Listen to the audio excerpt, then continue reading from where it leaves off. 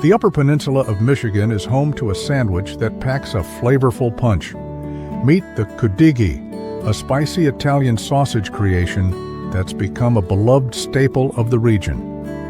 Pronounced Cudighi, this sandwich traces its roots back to the early 20th century when Italian immigrants settled in the area's mining towns. They brought with them traditional sausage recipes, adapting them to their new home. The result? A unique variant that captures the essence of cultural fusion. What sets the Cudighi apart is its distinctive spice blend.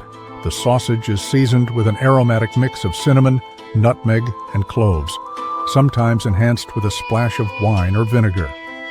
This flavorful meat is then nestled in a hoagie bun, smothered with marinara sauce, and topped with melted mozzarella cheese. For added zest, many enjoy it with sautéed peppers and onions. Creating your own Cudighi at home is simpler than you might think. Start by mixing ground pork with a blend of spices, including garlic, cinnamon, nutmeg, cloves, and red pepper flakes.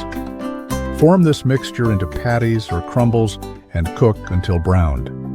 Then, assemble your sandwich on a hoagie bun, layering the meat with marinara sauce and a generous helping of mozzarella cheese. A quick trip to the oven to melt the cheese, and your homemade Cudighi is ready to enjoy. The Cudighi is more than just a sandwich. It's a testament to the immigrant experience and the evolution of regional cuisine. Each bite tells a story of tradition, adaptation, and the rich tapestry of flavors that make up Michigan's diverse food culture.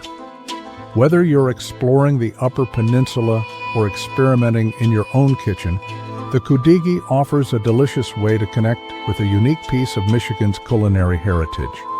Look for the link to this story in the comments below.